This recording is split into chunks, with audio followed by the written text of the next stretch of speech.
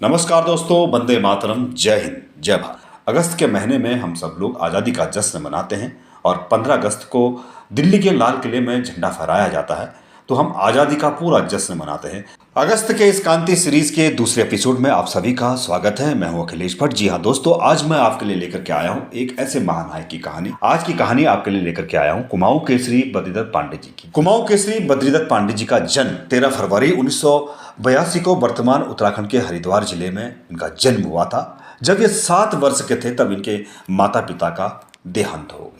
अपनी पढ़ाई पूरी करने तक ये अल्मोड़ा में रहे। उसके बाद इन्होंने 1903 में नैनीताल में एक शिक्षक के रूप में कार्य करना शुरू किया। इसके बाद उन्हें देहरादून में एक सरकारी नौकरी करने का मौका भी मिला, परंतु उन्होंने उसे छोड़कर पत्रकारिता शुरू की। 1903 से 1910 तक लीडर नामक एक अखबार था, उसमें इन्होंने काम किया, परंतु इसमें ब्रिटिश विरोधी खबरें छपने के कारण इसको अधिकारियों ने बंद करा दिया। इसके बाद वहां के लोगों ने अंग्रेजों के निंदनीय नीतियों और प्रथाओं के खिलाफ विरोध प्रदर्शन करना शुरू कर। 1921 में बागेश्वर कस्बे में रहने वाली कुमाऊं की आम जनता ने एक अहिंसात्मक आंदोलन शुरू किया, जिसे कुली बेगार के नाम से जाना गया। कुली बेगार प्रथा एक ऐसी थी जहां पर जब भी अंग्रेज लोग वहां पर घूमने जाया करते थे, उनके बीवी बच्चे उनका सामान ढोने के लिए जाना पड़ता था। अंग्रेजों ने गांव के प्रधान को एक रजिस्टर दिया था। बाकायदा हर गांव से प्रतिदिन एक व्यक्ति कुली बेगार देने जाता था और उसका नाम उस रजिस्टर में चढ़ा दिया जाता था। जो लोग कुली बेगार प्रथा करते थे उन्हें कोई भी दिहाड़ी मजदूरी नहीं दी जाती थी। और जो हमारे पटवारी थे, गांव प्रधान थे, अपने हितों की रक्षा के लिए इस कुली बेगार प्रथा को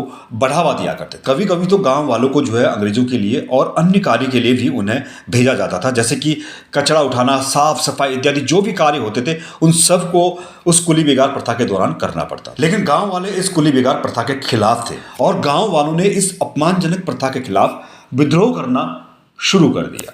14 जनवरी 1921 को उत्तरायणी त्योहार के दौरान सरयू और गोमती नदी के संगम पर इस आंदोलन की शुरुआत हुई। कई संगठन उस आंदोलन में भाग लेने के लिए उस मैदान में आए। इस कुली बेगार प्रथा के आंदोलन ने एक बड़ा ही रूप ले लिया। आंदोलन शुरू होने से पहले वो बागनाथ मंदिर में गए और उसके बाद उन्होंने बड़ी बड़ी तख्तियों में लिखा था कुली बेगार प्रथा बंद करो। और इस कुली बेगार प्रथा का नेतृत्व बद्रीदत्त पांडे जी कर रहे थे और बद्रीदत्त पांडे जी के नेतृत्व में यह आंदोलन चल रहा था और सभी लोगों ने जोर जोर से नारे लगाए कि अब हम कुली बेगार प्रथा नहीं देंगे। माताएं, बहनें, बुजुर्ग, बच्चे सभी लोग इस आंदोलन में शामिल थे। कम से कम इस आंदोलन में 40,000 लोग इकट्ठे थे और वो सभी लोग सरयू नदी के पास गए, जहां पर बद्रीदत्त पांडे जी ने जो भी बही खाते थे, जो रजिस्टर थे जिनमें प्रत्येक ग्रामीण का नाम लिखा जाता था, उन सभी रजिस्टरों को उस सरयू नदी में प्रवाह कर दिया। इतना बड़ा आंदोलन था, 40,000 लोग उस आंदोलन में शामिल हुए। बद्रीदत्त पांडे जी उस आंदोलन को संचालन कर रहे थे। सभी गांव के प्रधान पटवारियों से रजिस्टर मंगाए गए और सभी को जो है उस सरयू की नदी में प्रवाह कर दिया। कुली बेगार प्रथा को समाप्त करने के बाद, इस आंदोलन की सफलता के बाद बद्रीदत्त पांडे जी को कुमाऊं केसरी से सम्मानित किया गया और महात्मा गांधी जी ने इसे रक्तहीन क्रांति का नाम दिया। बद्रीदत्त पांडे एक उत्साही राष्ट्रवादी थे जिन्हें सत्याग्रह आंदोलन में भाग लेने से पहले ही गिरफ्तार कर लिया गया था। 3 महीने की कैद की सजा सुनाई गई थी। हालांकि मुकदमे अल्मोड़ा की जेल में चलने से निर्धारित हुए, लेकिन पांडे ने उनमें भाग लेने से इनकार कर दिया। हिंदी में लिखी गई उनकी पुस्तक कुमाऊं का इतिहास ऐतिहासिक अध्ययन के क्षेत्र में एक यादगार योगदान है। 1955 में बद्रीदत्त पांडे अल्मोड़ा के सांसद बने।